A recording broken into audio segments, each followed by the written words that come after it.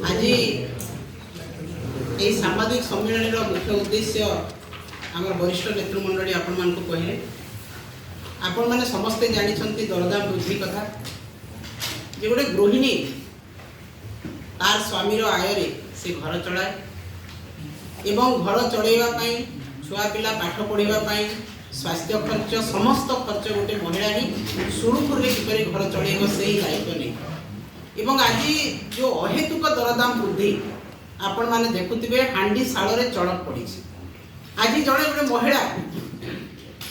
गोटे बजार को जिते बेले जाउछि आगु जी 1000 टंका 500 टंका से मार्केटिंग करूला वर्तमान 100 टंका रे जीवित अछि आलू दर वर्तमान 50 टंका तेल दर आपण माने देखुथिबे 160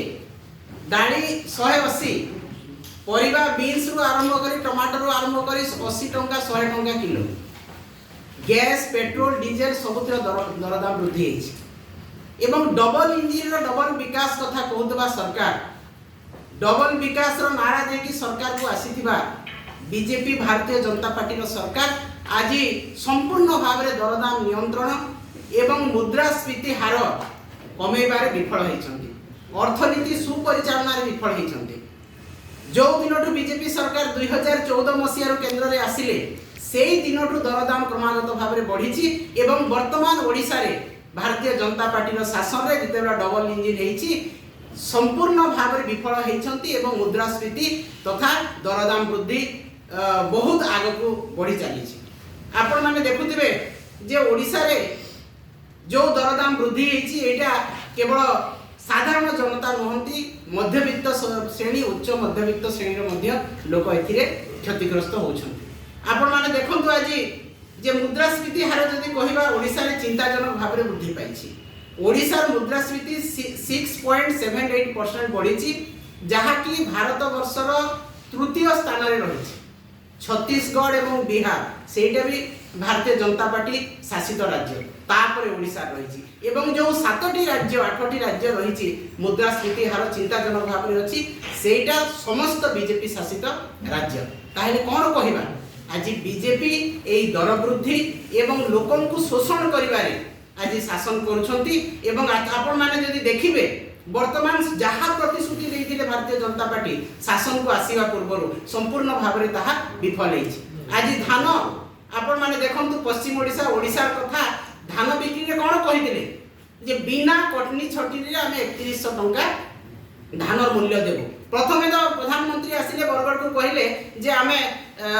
एमएसपी देबो किंतु एमएसपी मात्र 2300 टंका हैला एवं 3100 टंका जो है 800 टंका हमें बोनस बा इनपुट सब्सिडी देबो किंतु आपण माने जानतु मार्केट को वर्तमान टोकन मध्य संपूर्ण भाव में आसीने अधा टोकन आसीने चासी भाई मानकर मु भी जने चासी मु 500 क्विंटल धान बिके वर्तमान पर्यंत मो टोकन फेब्रुआरी मास रे अछि मु केबे धान बिकिबी पुणी केबे पल्हा पकेबी तो मो भलिया चासी हजार हजार लक्ष लक्ष चासींकर टोकन ए पर्यंत आसीने जहार टोकन आसीछि से माने गोटे एनालाइजर मशीन लगेई छंती जोथिरे कि समस्त धान एफएक्यू मानर हो नाही नॉन एफएक्यू बाहरुछि फलत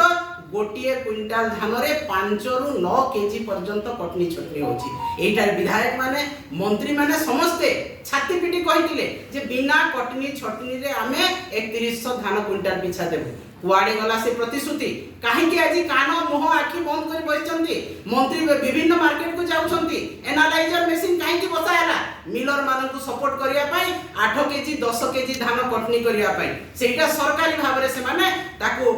से प्रश्रय देले तो वर्तमान दर वृद्धि कथा कहा जाऊ धानर एमएसपी कथा कहा जाऊ एवं समस्त प्रकार नियंत्रण रे वर्तमान सरकार विफल होइछंती तेणु ओडिशा रे बिजू जनता दल ओडिशा चाषी मानक स्वार्थ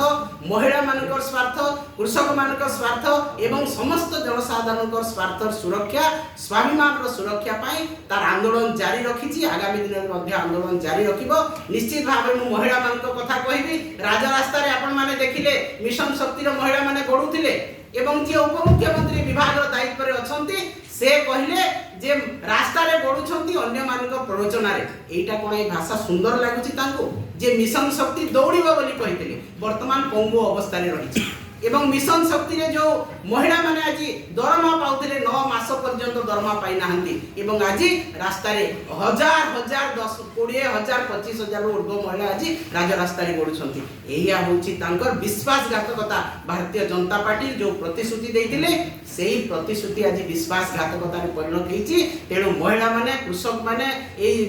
ओडिसा जनसाधारण स्वार्थ सुरक्षा पाई बिजु जनता दल माननीय पूर्वतन मुख्यमंत्री नवीन पटनायक नेतृत्व रे तांकर निर्देश रे बिजु जनता दल